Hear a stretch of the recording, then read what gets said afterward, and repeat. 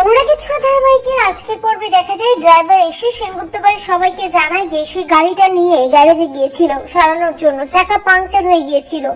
আর এরপরে দীপা আর সূর্যকে নিতে সে ডক্টরি চেম্বারের সামনে যায় ঠিকই, তবে সেখানে গিয়ে দীপা সূর্যকে পায় না। লোকজনই থেকে জানতে পারে যে দীপা আর সূর্যের ভয়ঙ্কর অ্যাক্সিডেন্ট হতে যাচ্ছিল। সবটা শুনে রুডি ভাবতে থাকে যে দীপা আর সূর্য এবার শেষ হয়েছে, তার খেলা কমপ্লিট হয়েছে। প্রবীর বাবু জানতে চাই কোথায় আছে দীপা, সূর্য কেমন আছে এখন। ঠিক তখনই সেনগুপ্ত বাড়িতে ঢোকে দীপা এবং সূর্য। সূর্য নিজের পায়ে হেঁটে সেনগুপ্ত বাড়িতে ঢোকে, যেটা দেখে চমকে যায় রুডি এবং বুঝতে পারে যে অ্যাক্সিডেন্টে তাহলে দীপা সূর্যর কিছুই হয়নি, বরং সূর্য আরো সুস্থ হয়ে গেছে।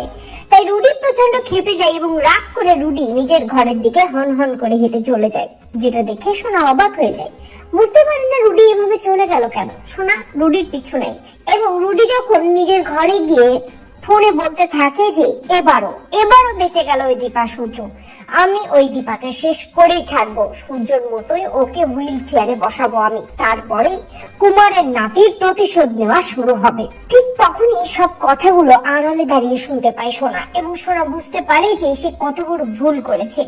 এই রুডি আসলে কুমারের নাতি, রুডি সেনগুপ্ত পরিবারকে শেষ করার জন্য এই বাড়িতে ঢুকেছে। তো বন্ধুরা, তোমরা এটাই চাও তো এভাবেই যেন রুডির আসল উদ্দেশ্য জেনে যাই সোনা? কমেন্ট করে জানাতে ভুলো না।